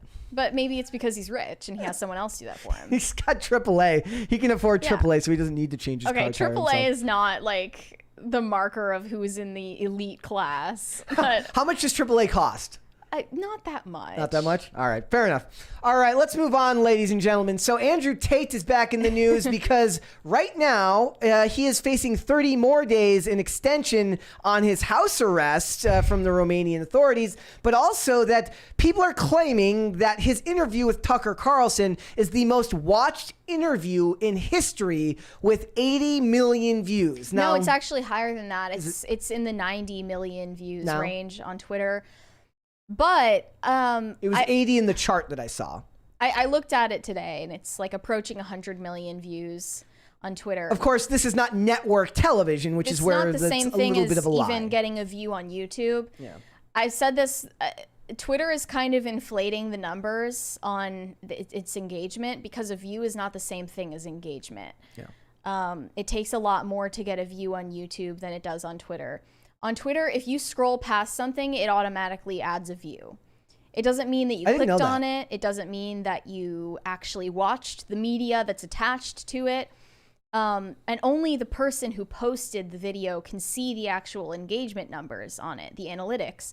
So even when you count things other than impressions, if you look at who clicked on the video and watched it, it still is inflated from there because you only need to click on the video and stay on it for like 1 second to count that as engagement. So it does seem like they're kind of inflating the numbers, and I don't think that many people have actually watched the interview. Yeah. I mean, it's 2.5 hours long. I don't think people's attention span is even long enough to stay there. I watched the whole thing, granted, but it was for the show. Yeah. I wouldn't have watched the whole thing on my own.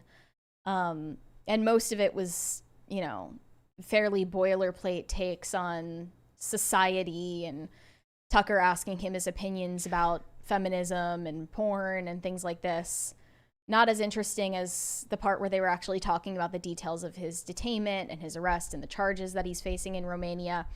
And I think it's kind of lame when people are saying, like, you know, it's unjust that his house arrest is getting extended or that he was detained without charges, because you chose to live in a country where people aren't precious about their civil liberties and they don't have values like that. I mean, even in the US, this happens to people, but it's far more likely to happen to you in a corrupt country like Romania. And there's plenty of video examples where Andrew Tate says, like, I went to Romania so that I have license to do whatever the F I want. Also, a lot of those use, I mean, Tucker's also just a very popular, like, Tucker Carlson is Tucker brought in a lot of that attention. Like, all his videos since he started Tucker on Twitter have done extremely well. Mm-hmm. So that's a big part of it as well. And then I noticed that people were waxing poetic about Andrew Tate on Twitter, and I just wondered if the tide was changing. You know, the tide was turning on the general perception of him from people that are not already on the left, right? It seems like since the charges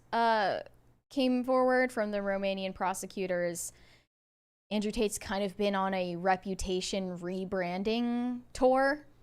Yeah. Where he's trying to become more palatable to conservatives.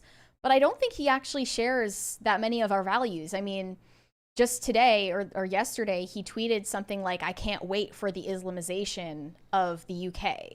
And he's celebrating one of their historic buildings being turned into a mosque.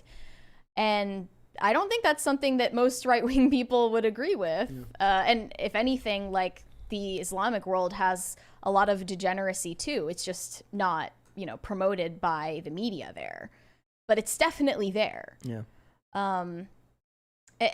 Conservatives are, like, I think they're more divided on where they stand on Andrew Tate now. Well, I had Sydney Watson posted a video from Milk Bar TV that had something that I think you're right. We can't even show. Yeah. On here. So Sydney Watson, if you're interested, go to her page and watch this video. It's like 6 minutes long. Some of it are clips that we've already showed on the show before, but some of it I hadn't seen before. One of them was a video of him literally beating one of his concubines. I don't know what else to call her. One of the women who worked for him. Yep. And his defense for this video was like, you know, if you're a G, then you know that she actually liked that. It's not looking good for him. And I think that, you know, to view him as some kind of like avatar for the conservative movement or people with traditional values is very misguided. That's all, you know? Yeah. Yeah. And between this, it seems like people have moved on, and now Pearl is the new topic of discussion for a lot of these people. And it's weird because she's a lot less interesting than Andrew Tate. But I think it's like now it's more, it's safer to have an opinion to the contrary. Right? Like you can just go back and forth and debate about whether she's kind of loony. She comes off kind of loony. Like when you listen to her talk, she doesn't come off as the most coherent. Like I know that she makes some points that people really, really like, but people have been pushing back against her on Twitter a lot lately. And, you know, I don't engage, but I always look at the people that I follow that, you know, respond to her, and a lot of them have had a lot to say to her. And it seems like that's where the debate is going. It's going away from Andrew Tate and towards her. Most of what she's been talking about recently is that, you know, cheating, and like if you want a high value man, then, you know, you should expect him to be unfaithful in your marriage, which again, not a conservative value, and it's not a Christian value. And this is what I said on the show before. Red Pill is about talking about the way society is and how to excel in society the way that it is. And the Christian worldview is anything but that. It's to I mean, it's literally that, you know, existing as a Christian, the world will hate you because you're going against the grain.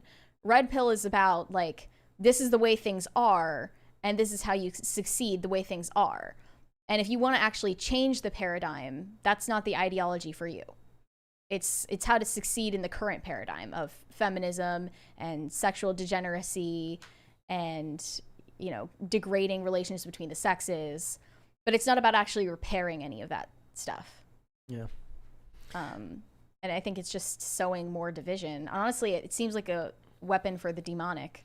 I mean, to me, it's just monetization. A lot of these things, they're not conversations that are being had in private. They're conversations that are being had on monetizable platforms in which you can grow an audience in a way that's extremely beneficial for your brand. But when it comes to the sexes, it's very, very divisive. And well, I always make the point, I'm like, look, a lot of the things that we see that are happening here, the arguments that people have online, they come from conversations that used to be had in private with people of the same gender as you. So when girls would complain about guys, they would complain about guys over a glass of wine with their girlfriends, and the girls, even if they didn't agree, would say, yes, you go, queen, girl, whatever. And bros would go out and, you know, you go do things with your friends. Yeah, locker room talk. Blah, and blah, blah. It was kept there. Now these are being turned into skits and TED Talks and various sound bites that are then left open to a comment section,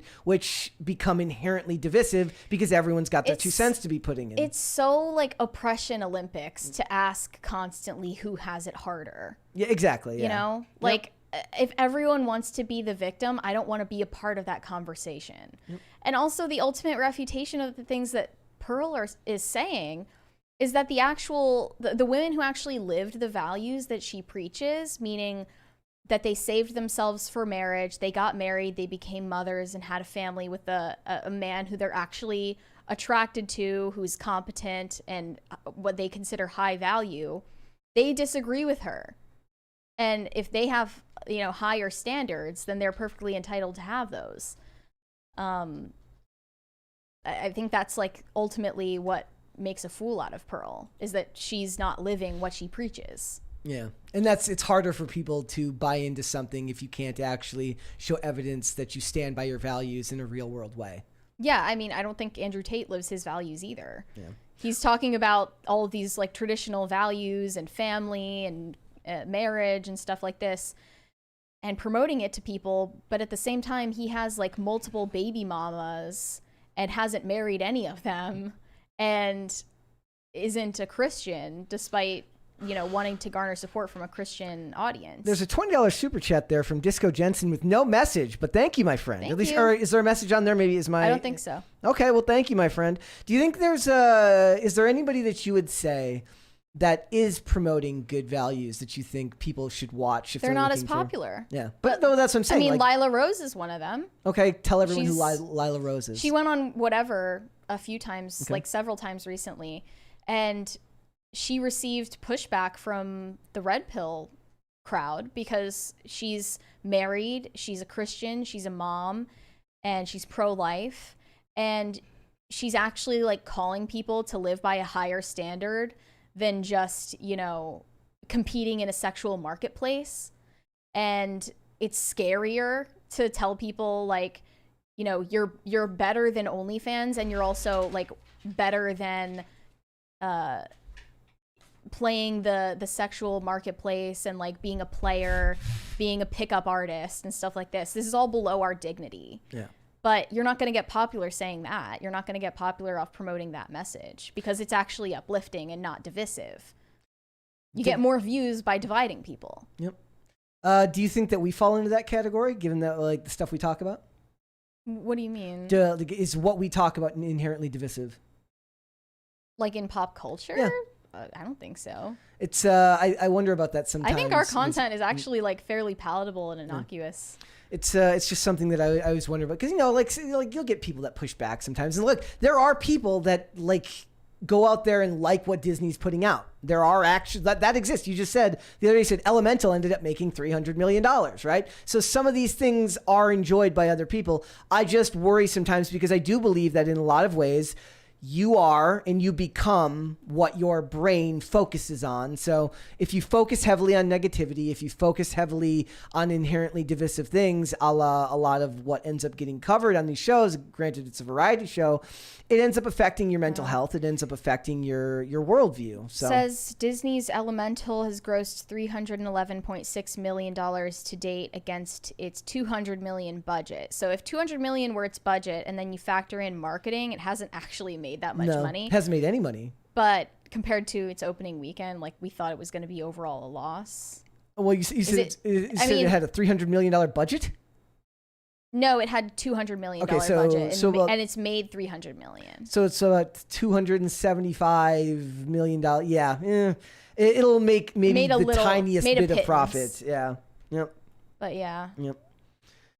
So yeah, I don't think that we peddle in like dividing people, if that's what you're asking. I mean, the goal isn't to do that, right? Like, my views are my views. In the chat, I just read somebody says, Snoopy says, yeah, considering you lied to push an agenda, that's divisive.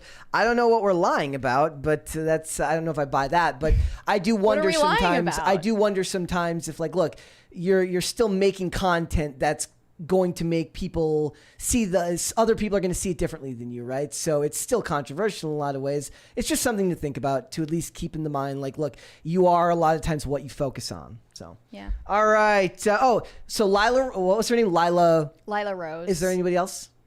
Somebody said Michael Knowles. I mean, I like Sovereign Bra for what it's worth, but he's not exactly an influencer. Yeah.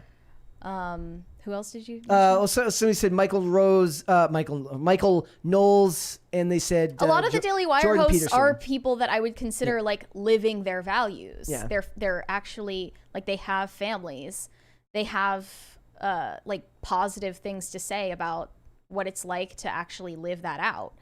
And a lot of these influencers who, admittedly, they have more time on their hands to spew all of this garbage because they don't have responsibilities to their families or spouses. They're not creating any constructive conversations. Jordan Peterson does good work too. Yeah, it's just talking about... He's wild on Twitter, though. Who has it harder, men or women? Yeah. It's the same thing as when the liberal activists say who has it harder, white people or POC.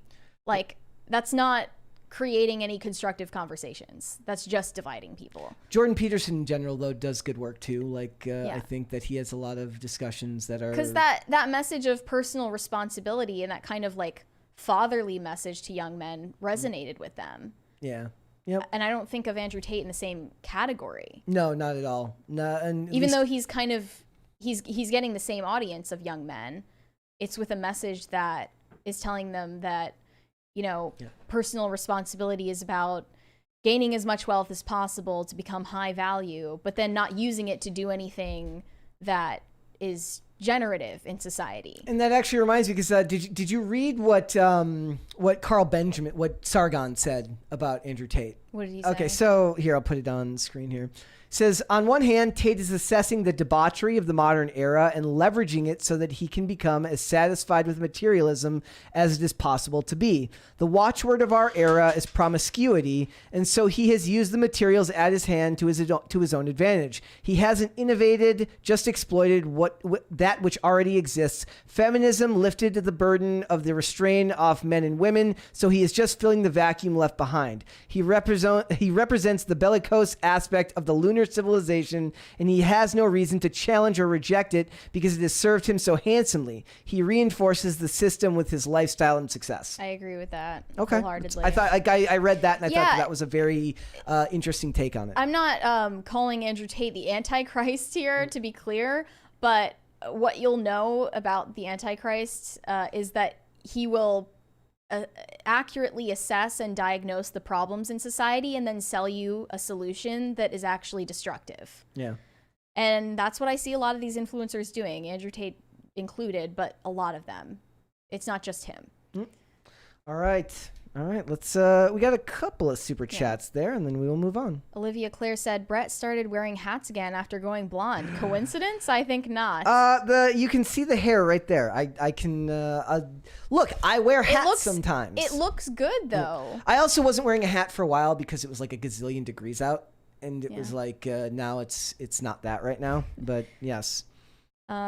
Surenko Productions said the red pill movement is people trying to return to trad society and culture without the trad morality. Yeah, pretty much. Because that would actually like be difficult. People want to do the easy thing. Yeah. People want the easy way out of their problems. And people have like for as long as society has existed, people have tried to sell you an easy answer to complex people problems. Want to be victims so badly to blame other groups for their problems. And that's anti-personal responsibility. That's against a message of taking accountability and actually like being masculine. A lot of people in the chat are saying 20 on that one, Mary. So yeah, you're 100% right. There's a $20 one there from High Voltage 75. Party time. Gonna miss this party sound, but looking forward to what Carter is cooking up for us. Yes, me too. Mary is very excited. It's gonna be like Nightcore, Breathe Carolina type of vibe, if you know what I'm saying. It'll be very exciting. Yeah. We're very excited about that. EDM breakdowns. Let's hold off on the rest, Okay. and we will come back. Yes, guys, if you have more to send in, do send them in. Let's talk about Ariana Grande because look, I'm going to be honest. Sometimes I'm going to be honest. Sometimes when these topics come up, Mary's like, "Look at this. This is going on between Ariana Grande and Dalton Gomez." I'm like, who's Selena Gomez? Who? Dalton Gomez is who? Selena like, Gomez? My brain. No, I said Selena. Like my brain kind of fog. My eyes glazed over.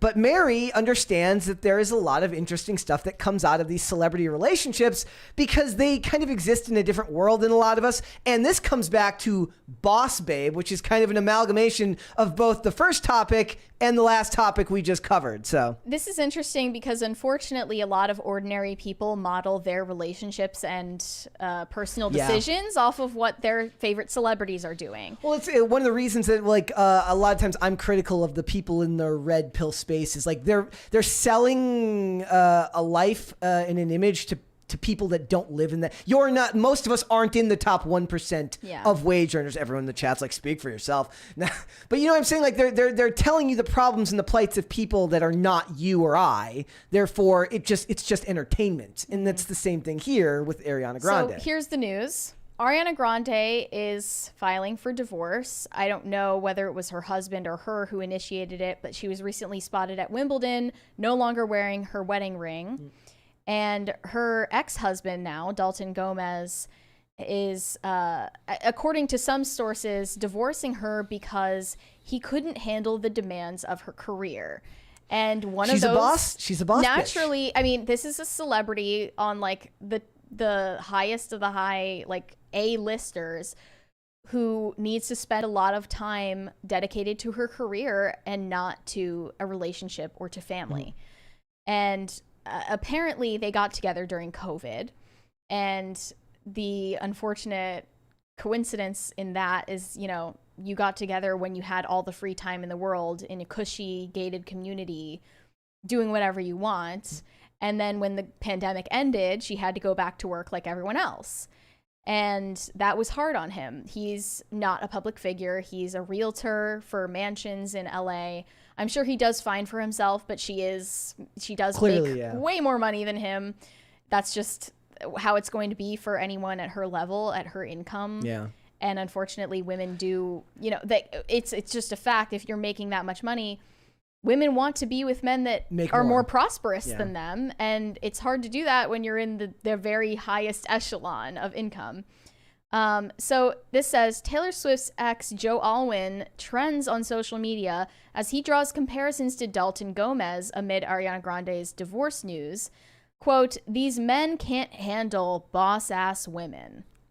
Which is always the cope. We talked about Taylor Swift's breakup from Joe Alwyn. Thank you. Thank you. Pause. A lot of people are like, Ariana Grande was married. Yeah. A lot of people didn't know that. She got married in 2021. COVID marriages. Yes. I'll tell you. I was saying, like, we need a version of COVID that only women are susceptible to getting, so that the women stay home and then realize it's where they wanted to be all along. And the men would still be like going out to work and society would kind of repair itself. But unfortunately, everyone was made into a stay-at-home husband and wife during COVID, and that didn't happen. This is all a cope. A lot of it is a huge cope on both parties. The idea, the simple fact is that, look, we didn't ever really learn how to interact once the sexes all started working. This is a TMZ report. It says, when COVID restrictions lifted, we're told that their differences became alarmingly apparent. Dalton Gomez, an LA realtor, was taken aback at Ariana Grande's level of celebrity. He had not dealt with her schedule, the paparazzi, and the various opportunities that took her out of LA. We're told Dalton would sometimes question why they needed to go around town with security, something that was a must for Ariana. Their differences started to make the marriage unravel, and it was greatly exacerbated when she went to England last December to begin filming the movie Wicked.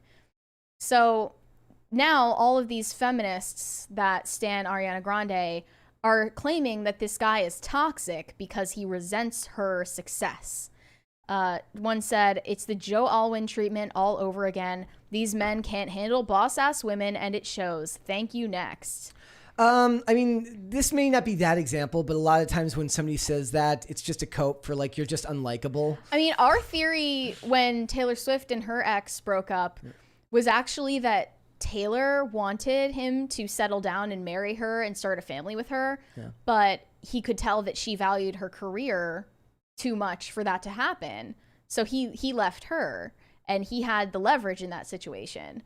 So it could be similar, and all of these people are coping because it makes Ariana Grande look good if this guy was just, resentful and envious of her success. Yeah. One person said, "This makes me so angry for her. Joe Alwyn and Dalton Gomez got into relationships with two of the most successful women in the world, and they expected them to change themselves and their career for them. You men are so effing scary and awful." Wow.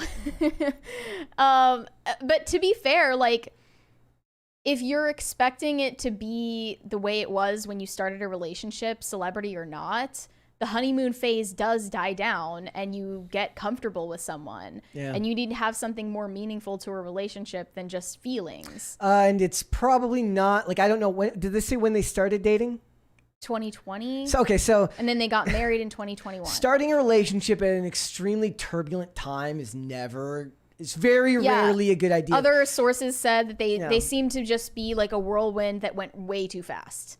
And it's like, it's kind of like when they talk about like why you shouldn't ever date. Like if you're in recovery, you shouldn't also date somebody who's in the program because it's a whirlwind of emotions and you're both emotionally volatile.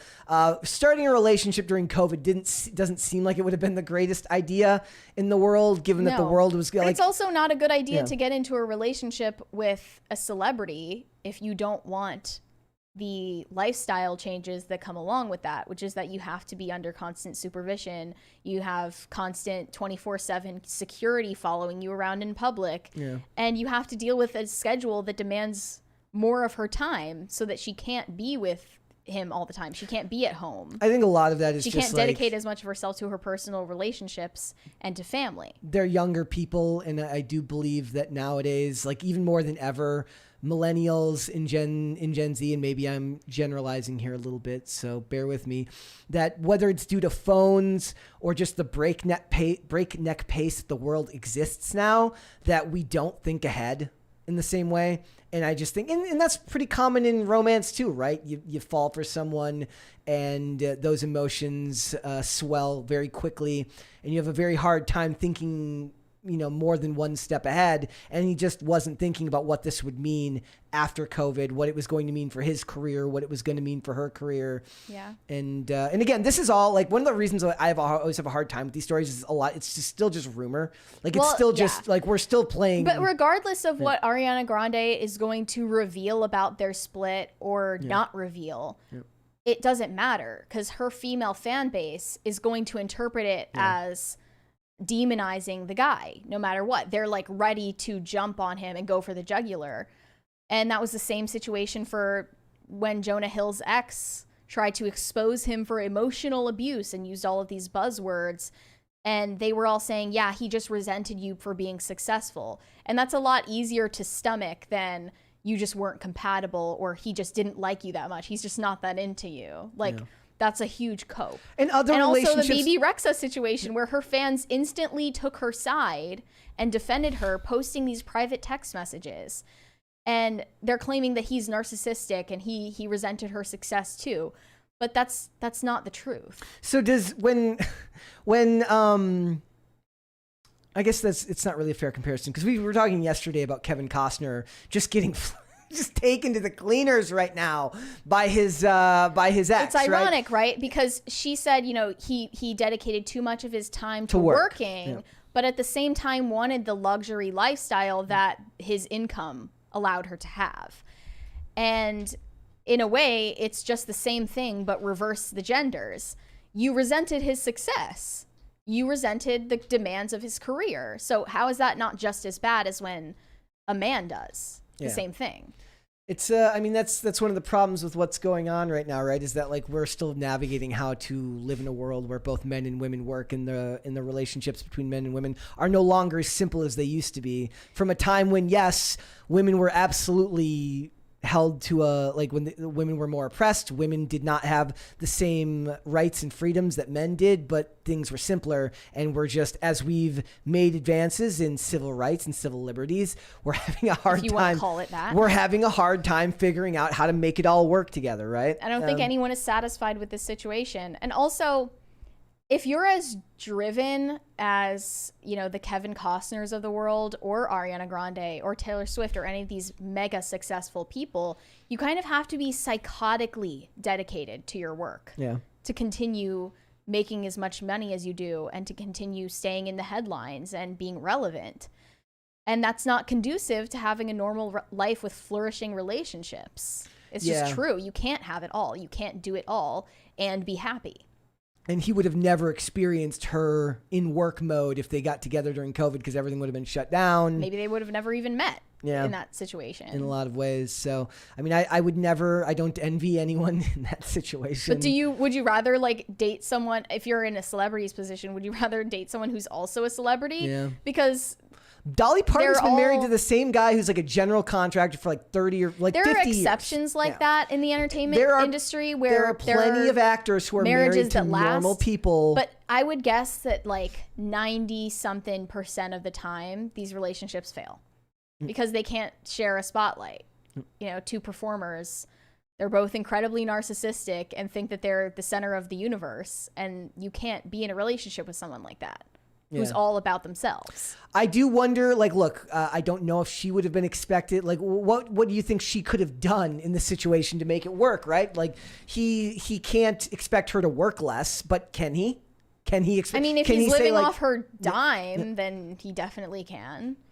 He can expect her to work less? You mean he can't? He can't. Yeah, he can't. But I'm saying, if he's a realtor in LA or in Hollywood, then the dude's probably got his own money, in which case he'd be more confident in his own self anyway. It's inherently emasculating for a man to be with a woman that's more successful than him. Yeah. That's the ugly reality of and it. It's one of the things that a lot of feminists don't want to admit, right? Is like, just because like now women they're out graduating men at college. There's more women going to college than men. And they have this degree that represents a status symbol of where you stand in society. Yeah. Like, are college educated women marrying guys who are in the trades? No, they want to be with a man who is of equal or higher status. I don't know to about, themselves. I don't know about that. Like that. Like, I don't know if there's any. I'm sure there are exceptions to every rule, yeah. but that's the exception makes the rule. Yeah. And so the thing is, like, somebody in the chat just said, Eugene says marriage requires sacrifice. She wasn't willing to sacrifice her career, and he wasn't willing to play second fiddle to somebody who was clearly more wealthy than him. It's sort of like with Jonah Hill. Like, you didn't want a girlfriend who posts pictures in swimsuits, and you started dating a competitive surfer with an Instagram account. Yeah. What did you expect to happen there? Have some. Like, manage your expectations. Is it also just possible that, like, look, like somebody says, is it emasculating, or does the women don't respect it? Allowing women to define what is a good or what is shameful is a mistake. That's from Tom Bombadil in the chat. Like, I mean, women have always been the people in society that decide status. Explain that. I mean, women are the gatekeepers of sex. Meaning, men will do what it takes to, they will make money so that they can be of value to women as providers. So the motivations for status and success. Yeah, and women have always been, the people that decide what is acceptable in society, that create standards of behavior like that, and everything has been turned on its head. So where do we go from here? Well, the number one thing you do is you don't look to celebrities for advice on relationships, and you don't look to what they're living as a roadmap for your own life, because Ariana Grande's life experience is very different from your own. Mm-hmm. You, me, or anybody in that chooses to watch this video. That's just the way it is. It is interesting though, because like I'm assuming this will become more and more common, given the fact that women are starting to earn more than men, and they don't want to be with men that earn less than them.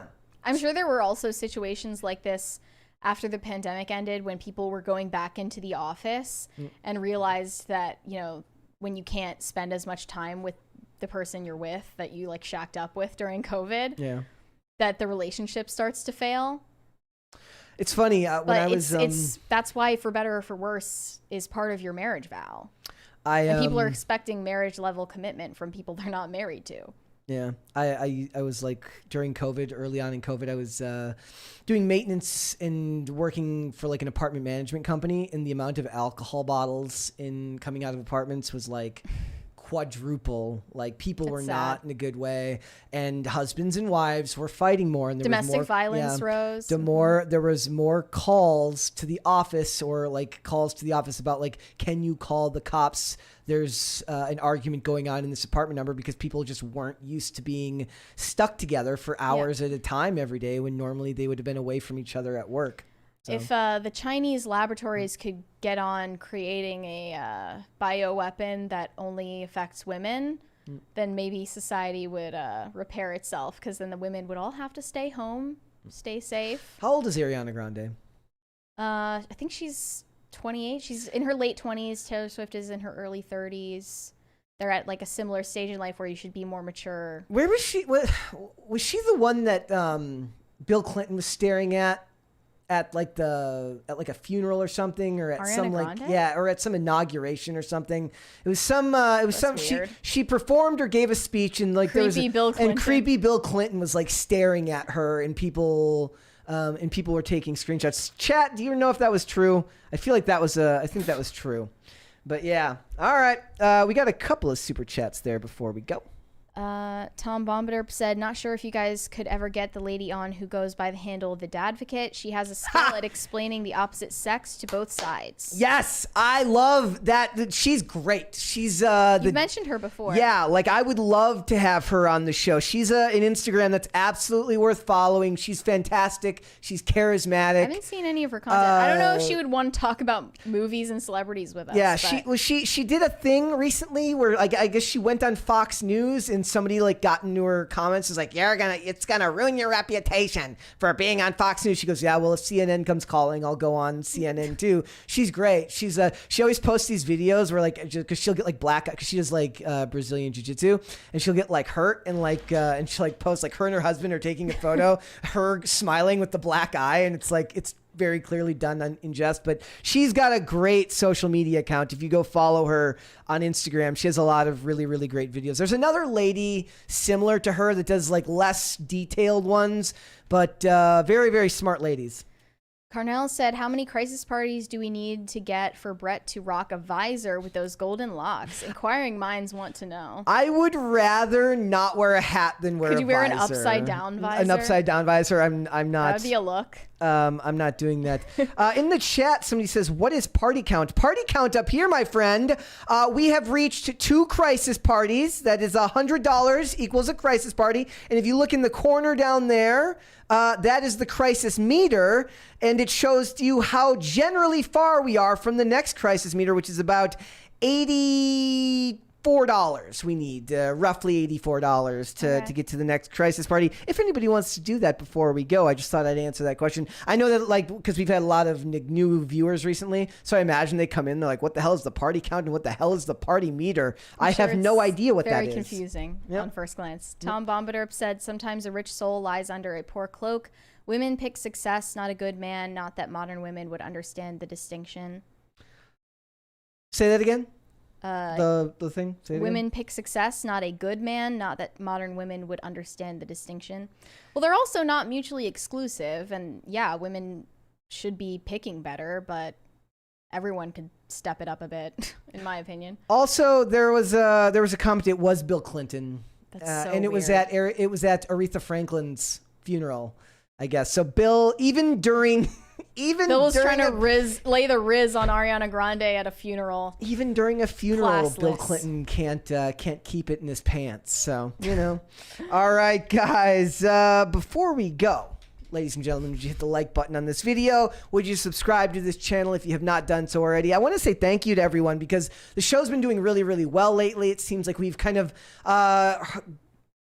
made it over an algorithmic hurdle of sorts. Videos have been reaching farther and more views have been coming in. So I want to thank you all for that. I want to thank all of you who tune in regularly live here. It's awesome. It's really great to have you all in here in the chat, arguing, getting along, whatever it is, talking crap, agreeing with what we have to say. I want everybody to come in here and just have a discussion. So that's a lot of fun. There's one more there from Darth Doza.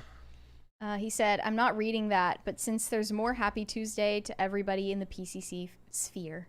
Perfect. All right, Mary, now that we've done all that, would you go ahead and hit the... Actually, no, yes. Olivia Claire says almost 900 people watching. Everyone, hit the like button, please. It's your duty to like this video. It is. All right. And also, it's your duty to send me validation on Instagram at Mary Archived, or you can send me hate on Twitter. That is also Mary Archived. Perfect. Guys, again, thank you so much. And if you want to follow me, you can follow me on Instagram and Twitter at Brett Dasovic on both of those platforms. Pop Culture Crisis is here Monday through Friday, 3 p.m. Eastern Standard Time. That is noon Pacific. If you'd like to listen to the audio version of this podcast, it's on Amazon Music, Apple Podcasts, Pandora, and Spotify. And if you'd like to follow the show on social media, we are on Twitter at popculture_show, Facebook and TikTok at Pop Culture Crisis, and on Instagram at Pop Culture Crisis Pod. I have not forgotten the poll. They thought I forgot the poll. I didn't. Actually, I did. I just got it there at the end. 914 votes have come in. What is the better phone? With 67% of the vote, Android takes the victory today. So thank you for affirming my phone use. iPhone 13 mini here. I lose. It happened. In the chat, Rhaegar Targaryen says rigged. He thinks we dumped some ballots there at the end to get the android the victory. What do you think? Is that possible? Yeah, the mail-in ballots. And hey, guys, they're saying we're ending early. No, we covered everything. If there was more super chats, we'd read through. I can just sit here and talk to you guys. If you guys just want to sit here and talk, I can just sit here in silence. We can just just sit here quiet. If that's what you want. Like this. No? All right, guys. Well, we will be back with another episode tomorrow. We'll see you then, guys. Bye. Later.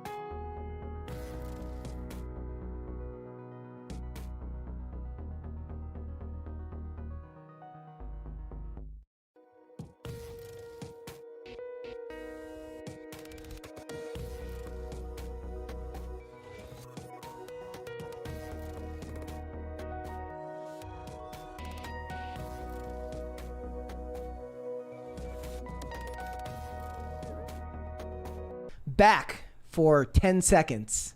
1, 2, 3, 4, 5, 6, 7, 8, 9, 10. Bye again.